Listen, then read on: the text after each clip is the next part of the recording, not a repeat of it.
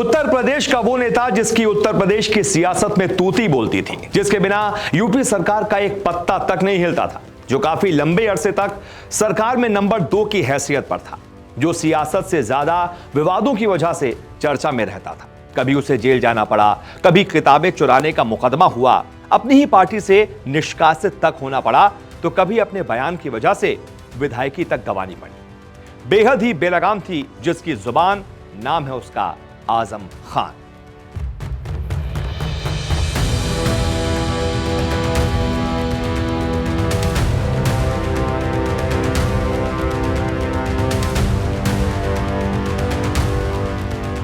जी हां, आज कहानी आजम खान की जिंदगी से जुड़े हुए कुछ ऐसे पहलुओं की, कुछ ऐसी कहानियों की जो आपने आज से पहले ना कहीं देखी होंगी, ना कहीं सुनी होंगी। रामपुर की जेल रोड पर ही मोहल्ला टंकी नंबर 5 में आजम खान का मकान है। टंकी नंबर 5 यानी पानी का ओवरहेड टैंक। यह पता आजम खान के घर की पहचान है। जब कोई आजम खान के मकान का रास्ता पूछता तो लोग कहते थे टंकी नंबर 5 पर चले जाइए, वहीं है आजम खान साहब का घर। लंबे अरसे तक टंकी नंबर 5 वाले खान साहब अब किसी और नाम से बुलाए जाते हैं, और वो नाम है कैदी नंबर 338। जी हां, कैदी नंबर 338 अब रामपुर की सुर्खियों का हिस्सा है। आजम खान को कैदी के रूप में देखने वाले लोग बताते हैं कि अपनी सियासी बुलंदियों के दौर में आजम खान ने जो चाहा वो किया। सरकार में उनकी तूती बोलती थी, जो चाहते थे, जैसा फैसला चाहते थे, वैसा फैसला लेते थे। आजम खान के पिता मुमताज खान के बारे में कम ही लोग जानते हैं, क्योंकि उन्हें गुजरे हुए जमाना हो गया है। 1976-77 में उनके पिता मुमताज खान नहीं रहे, लेकिन आजम के पिता का दौर याद रखने वाले लोग बताते हैं कि वो टाइपिंग करके परिवार चलाते थे। रामपुर के लोग बताते हैं कि आजम के पिता मुमताज खान सिविल लाइंस थाने के सामने बैठकर लोगों के एप्लीकेशन टाइप किया करते थे। इसी से उनकी रोजी रोटी का इंतजाम होता था। आजम के वालिद मुमताज खान के बारे में लोग बताते हैं कि वो बेहद ही साधारण तरीके से रहते थे। परिवार का गुजारा करने के लिए देर तक काम करते थे। दरअसल सिविल लाइंस थाने के पास में ही कलेक्ट्रेट है। वहां कई लोग अपनी फरियाद लेकर आते थे। डीएम, एसपी समेत कई अधिकारियों के दफ्तर होने की वजह से लोग अपनी शिकायतों को एप्लीकेशन के रूप में टाइप करवा कर ले जाते थे। ऐसे ही लोगों की एप्लीकेशन टाइप करने का काम करते थे मुमताज खान। बताते हैं कि उन्होंने गरीबी के बावजूद अपने बच्चों की पढ़ाई को लेकर काफी कोशिशें की। कुछ लोगों का यह भी दावा है कि उनके पिता ने बच्चों को पढ़ाने के लिए घर तक भेज दिया और किराए पर रहने लगे थे।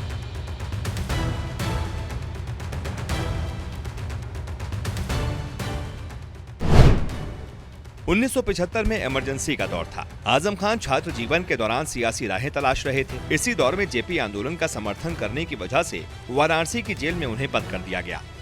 यही वो दौर था जब वो चौधरी चरण सिंह के संपर्क में आए। 1977 में जनता पार्टी से टिकट हासिल कर ली, विधानसभा के चुनाव लड़ा, लेकिन हार गए। फिर 1980 से 1992 के बीच जनता पार्टी, लोकदल और जनता दल के साथ रहे। तब तक वो 3 बार विधायक और 2 बार मंत्री रह चुके थे।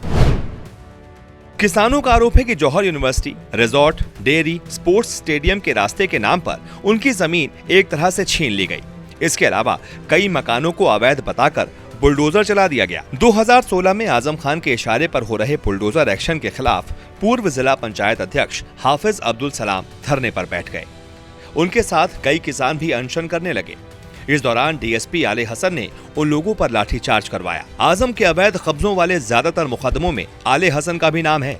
रामपुर में आले हसन इंस्पेक्टर से लेकर डीएसपी तक रह चुके हैं। लोगों का आरोप है कि जब वो डीएसपी बन गए तो आजम खान ने उनकी पोस्टिंग सिविल लाइंस इलाके में करवा ली। आजम की तरह आले हसन भी जेल की हवा खा चुके हैं। वो जमानत पर बाहर हैं। उनके खिलाफ भी किसानों की जमीन अवैध तरीके से कब्जा करवाने के आरोप हैं। समाजवादी पार्टी की सरकार ने साल 2012 में आश्रय योजना की शुरुआत की थी। रामपुर के लोग बताते हैं कि लोगों को सरकारी घर देने वाली ये योजना आजम खान की ही रणनीति का हिस्सा थी। आजम ने लोगों से कहा कि वो अपने पिता के सम्मान और उनकी याद में गरीबों को आश्रय योजना के तहत मकान दिलवा रहे हैं। इस योजना का उद्घाटन भी रामपुर की चपटा कॉलोनी से हुआ था। हालांकि लोगों का कहना है कि कई गरीबों को घर बांटने के इस दौर में कुछ लोगों के घरों पर बुलडोजर भी चलवाया गया। ये वही लोग थे जो तत्कालीन नगर विकास मंत्री आजम खान के तमाम मास्टर प्लान के मुताबिक अपनी जमीनें या फिर घर नहीं बेच रहे थे। लोगों ने आजम के खिलाफ जो मुकदमे दर्ज करवाए उनमें 50 से ज्यादा केस सिर्फ और सिर्फ अवैध कब्जों के हैं। आजम खान के घर यानी टंकी नंबर 5 के पास एक फ्लाईओवर है। आजम खान की परंपरागत सीट रामपुर सदर पर विधानसभा उपचुनाव जीतने वाले बीजेपी विधायक आकाश सक्सेना ने इस फ्लाईओवर को लेकर शिकायत दर्ज करवाई है। उनके मुताबिक आजम ने यूपी का सबसे महंगा और लंबा पुल अपनी सुविधा और किसानों को बर्बाद करने की नीयत से बनवाया। आकाश सक्सेना का आरोप है कि यह पुल आजम ने उन किसानों से बदला लेने के लिए बनवाया जिन्होंने तमाम दबाव के बावजूद आजम खान को जमीन बेचने से इनकार कर दिया था। आजम के ड्रीम प्रोजेक्ट जौहर यूनिवर्सिटी तक जाने वाले इस फ्लाईओवर के नीचे कई किसानों की जमीनें हैं। इसे बनाने में करीब 300 करोड़ रुपए खर्च किए गए थे। यह पुल आजम के घर और जौहर यूनिवर्सिटी को जोड़ता है। इसे बनवाने में की गई गड़बड़ियों को लेकर भी जांच हो सकती है। बहरहाल तमाम आरोपों के अंधेरे में घिरे टंकी नंबर 5 वाले आजम खान अब मुकदमों की रोशनी में जेल की सलाखों के पीछे कैदी नंबर 338 बनकर कैद हैं। आजम के नाम सियासत में एक ऐसा रिकॉर्ड दर्ज है जो बहुत ही कम नेताओं के नाम दर्ज है। आजम खान एक विधानसभा सीट से 10 बार विधायक चुने जाने वाले चुनिंदा नेताओं में से एक हैं। आजम रामपुर विधानसभा सीट से 1980 से लेकर 96 तक 5 बार, फिर 2002 से लेकर 2019 तक 4 बार और फिर 2022 में 10वीं बार रामपुर से विधायक चुने गए। बीच में 2019 के लोकसभा चुनावों में आजम ने रामपुर लोकसभा सीट से चुनाव लड़ा और सांसद बन गए, लेकिन 3 साल बाद 2022 में एक कोर्ट केस में 2 साल की सजा की वजह से उनकी सांसदी छीन ली गई। आजम खान विवादित बयानों के शहंशाह थे। कई बार हेट स्पीच के आरोपों का सामना कर चुके हैं। उन पर अप्रैल 2019 में मिलक कोतवाली क्षेत्र के खत नगरिया गांव में जनसभा को संबोधित करते हुए प्रधानमंत्री मोदी और सीएम योगी के अलावा रामपुर के तत्कालीन प्रशासनिक अधिकारियों के खिलाफ भड़काऊ भाषण देने का केस दर्ज किया गया। इस मामले में उन्हें आईपीसी की धारा 153 यानी कि 2 समूहों के बीच शत्रुता को बढ़ावा देना, धारा 505 यानी कि सार्वजनिक शरारत करने वाला बयान और जन प्रतिनिधित्व अधिनियम 1951 की धारा 125 के तहत दोषी ठहराया गया था। उन्हें 3 साल की सजा सुनाई गई थी, जिस वजह से उन्हें अपनी विधायकी भी गंवानी पड़ गई थी।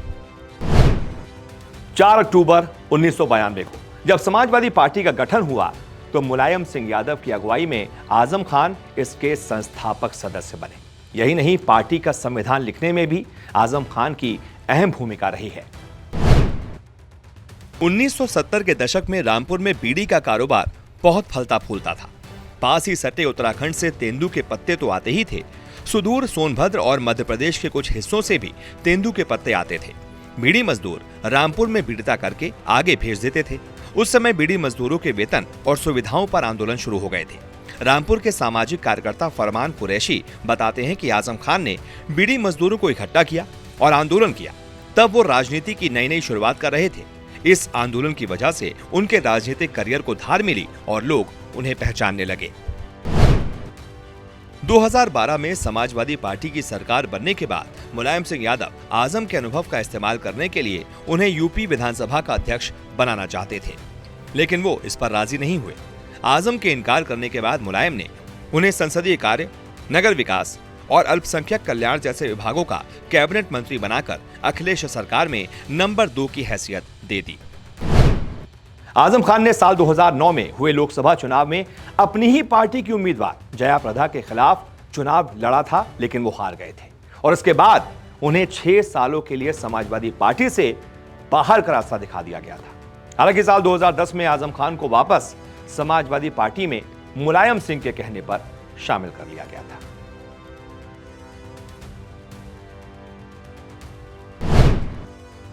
कभी खुशी से खुशी की तरफ नहीं देखा, तुम्हारे बाद किसी की तरफ नहीं देखा, ये सोचकर कि तेरा इंतजार लाजिम है, तमाम उम्र घड़ी की तरफ नहीं देखा। मुलायम सिंह यादव और आजम खान के बीच गाढ़े रिश्तों का अंदाजा इस शेर से लगाया जा सकता है। समाजवादी पार्टी से रुखसती के 1 साल बाद दिसंबर 2010 में जब आजम खान की दोबारा पार्टी में वापसी हुई थी तो आजम ने मुनव्वर राणा का ये शेर नेताजी यानी मुलायम सिंह यादव से अपने रिश्तों की दुहाई देते हुए कहा था। तकरीबन 3 दशक पुरानी एसपी के लिए आजम और मुलायम की जुगलबंदी ने खूब सियासी गुल खिलाए। हालांकि कभी अमर सिंह तो कभी कल्याण सिंह की वजह से आजम खान के लिए पार्टी में स्थिति असहज होती रही, लेकिन आजम ने कभी भी मुलायम के लिए तीखे शब्दों का इस्तेमाल नहीं किया। यहां तक कि जब 2012 के विधानसभा चुनाव के बाद मुलायम ने अपने बेटे अखिलेश यादव को मुख्यमंत्री पद के लिए चुना, तब भी आजम ने खुलकर उनके फैसले का समर्थन किया था। आमतौर पर आजम बड़े सख्त किस्म के नेता थे। उनसे कैसा भी सवाल आप पूछ लीजिए, कई पत्रकारों ने उनसे उनके राजनीतिक करियर के बारे में तीखे सवाल पूछे, लेकिन आजम बोलते बहुत शानदार थे, बड़े शानदार तरीके से जवाब देते थे। बहुत कम उन्हें गुस्सा होते देखा गया, या फिर रोते हुए देखा गया, या फिर कभी इमोशनल होते हुए देखा गया। लेकिन राजनीतिक गलियारों में वो किस्सा बहुत मशहूर है, जब मुलायम सिंह यादव बहुत बीमार हो गए थे। आजम खान नेताजी को कितना मानते थे, इसका अंदाजा इसी बात से लगाया जा सकता है कि आजम खान को पहली बार रोते हुए देखा गया था, इमोशनल होते हुए देखा गया था।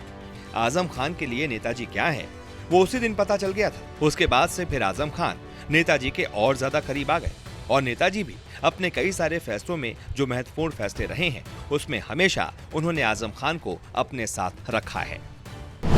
आजम जितना अपने काम की वजह से सुर्खियों में रहते थे, उससे ज्यादा अपने विवादित बयानों की वजह से सुर्खियां बटोरते थे।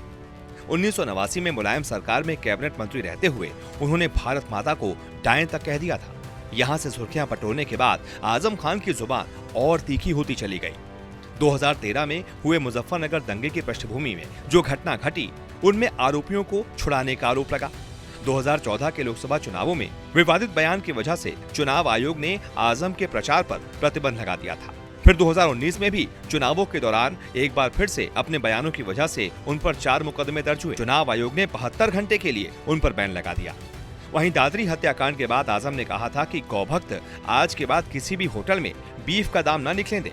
ऐसा होने पर सभी 5 स्टार होटल को बाबरी मस्जिद की तरह तोड़ दे। वहीं कारगिल युद्ध को लेकर आजम ने विवादित बयान देते हुए कहा था कि कारगिल पर फतह दिलाने वाले सेना के जवान मुस्लिम थे। कारगिल की पहाड़ियों को फतह करने वाला कोई हिंदू नहीं था, बल्कि कारगिल की पहाड़ियों को नाराए तकबीर अल्लाहू अकबर कहकर फतह करने वाले मुसलमान थे। वहीं साल 2019 के लोकसभा चुनावों के दौरान आजम ने हद पार करते हुए जया प्रदा पर अपमानजनक टिप्पणी कर दी थी, जिसको लेकर भी बहुत ज्यादा विवाद हुआ था। आजम ने कहा था कि जिसकी उंगली पकड़कर हम रामपुर में लेकर आए, रामपुर की गलियां रामपुर की पहचान कराई, किसी का कांधा नहीं लगने दिया उसके शरीर से। आपने 10 साल जिससे अपना प्रतिनिधित्व कराया, उनकी असलियत समझने में आपको 17 बरस लगे। मैं 17 दिन में पहचान गया कि इनके नीचे का अंडरवियर खाकी रंग का है। इस बयान की वजह से भी आजम खान को खूब सियासी आलोचना का शिकार होना पड़ा था। रामपुर वालों, उत्तर प्रदेश वालों, हिंदुस्तान वालों, उसकी असलियत समझने में आपको 17 बरस लगे। मैं 17 दिन में पहचान गया कि इनके नीचे का जो अंडरवेयर है वो खाकी रंग का है। मैं 17 दिन में पहचान गया। राजनीतिक गलियारों में वो किस्सा बड़ा मशहूर है जब आजम खान ने अपनी भैंसों को ढूंढने के लिए पुलिस के पूरे सिस्टम को लगा दिया था। आजम खान की कई सारी भैंसें उनके घर से चोरी हो गई थी या कहीं चली गई थी, तो आजम खान ने उन भैंसों को ढूंढने के लिए पुलिस के बड़े बड़े आला अफसरों को लगा दिया था। 2 दिनों तक पुलिस के आला अफसर पूरा पुलिस महकमा रामपुर में आजम खान की भैंसों को ढूंढ रहा था, और आखिरकार 2 दिन की मशक्कत के बाद आखिरकार भैंसों को ढूंढ भी लिया गया। और आपको पता है, इस मामले में 5 लोगों की गिरफ्तारी भी हुई थी। आजम खान पर 1971 में बीए की पढ़ाई के दौरान आरोप लगा था कि उन्होंने छात्रों को बवाल के लिए उकसाया था। तब आजम खान को इंतजाम ने नोटिस दिया था, जिसके बाद उन्हें माफी तक मांगनी पड़ी थी। वहीं 1975 में जब LLM की पढ़ाई कर रहे थे, तब उन पर JN मेडिकल कॉलेज के महिला वार्ड में डॉक्टरों से अभद्रता का आरोप लगा था। उस समय इंतजाम ने उन्हें 1 साल के लिए रेस्टिकेट कर दिया था। 1975 की बात है। आजम ने दिल्ली से आई एक टीम के साथ दुर्व्यवहार किया था, जिसकी वजह से उन्हें जेल तक जाना पड़ा था। हालांकि आजम खान जेल जाने के पीछे कांग्रेस का हाथ बताते हैं। पूर्व में दिए गए बयानों में आजम खान ने कहा कि छात्र संघ का नियम था कि कोई भी पदाधिकारी राजनीतिक दल का सदस्य नहीं होगा, लेकिन कांग्रेस से जुड़े वसीम उपाध्यक्ष बन गए।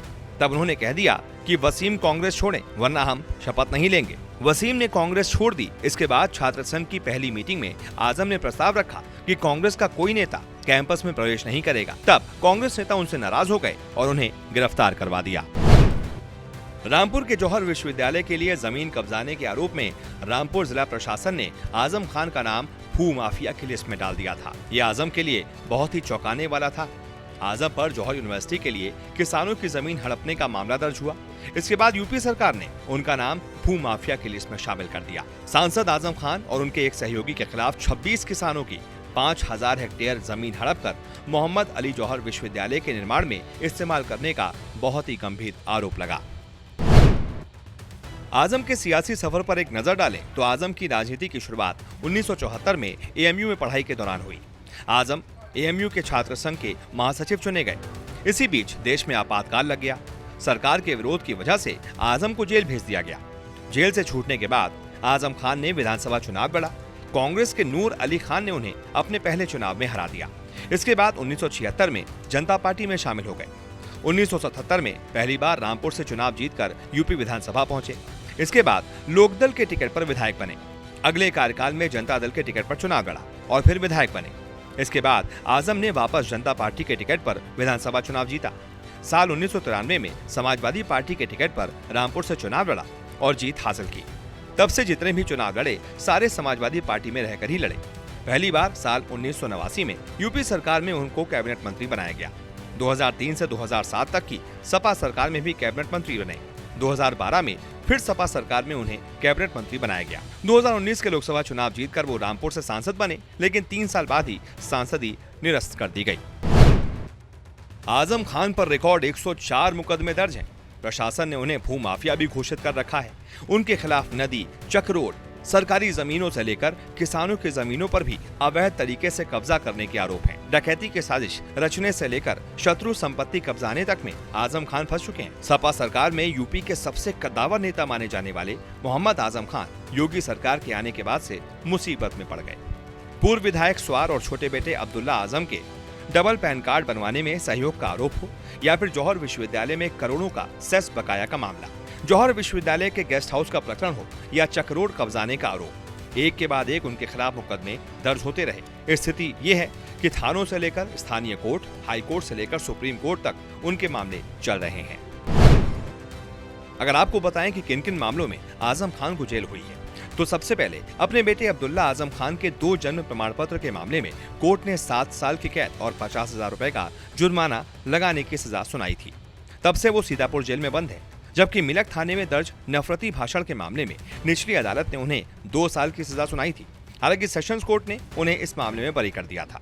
इस केस की अपील हाई कोर्ट में लंबित है। शहजाद नगर थाने में दर्ज नफरती भाषण के एक अन्य मामले में समाजवादी पार्टी नेता आजम खान की सजा को बरकरार रखते हुए 23 जनवरी को उनकी अपील खारिज कर दी गई थी। इसके अलावा मुरादाबाद के चर्चित ठचलैट प्रकरण में वहां की कोर्ट ने सड़क जाम करने, सरकारी कार्य में बाधा पहुंचाने के मामले में भी आजम खान के साथ ही अब्दुल्ला आजम को भी सजा सुनाई थी। इस तरह अब तक आजम खान को 5 मामलों में सजा हो चुकी है, जबकि 2 मामलों में वो बरी हो चुके हैं। आजम खान का जन्म 14 अगस्त 1948 को उत्तर प्रदेश के नागपुर में हुआ था। आजम खान के पिता का नाम मुमताज खान था। आजम की पत्नी का नाम तंजीन फातिमा है। आजम खान के 2 बेटे हैं, अदीब खान और अब्दुल्ला आजम खान। आजम के बेटे अब्दुल्ला आजम भी यूपी की स्वार विधानसभा सीट से विधायक रह चुके हैं। कुल मिलाकर आजम खान के सियासी सफर को देखकर यही कहा जा सकता है कि एक ऐसा नेता जिसकी एक वक्त पर यूपी की सरकार में तूती बोलती थी, जो नंबर 2 की हैसियत रखता था, जो चाहता था वो करता था, लेकिन कुछ निजी स्वार्थों की वजह से उसने सियासत में अर्श से लेकर फर्श तक का समय देख लिया। नमस्कार, मैं हूं मानक गुप्ता। अगर आपको हमारा ये वीडियो पसंद आया हो तो इसे लाइक और शेयर जरूर करें, और हाँ, हमें सब्सक्राइब और फॉलो करना ना भूलें ताकि आप देश और दुनिया की कोई खबर मिस ना करें। तो जुड़े रहिए हमारे साथ और देखते रहिए न्यूज़ 24।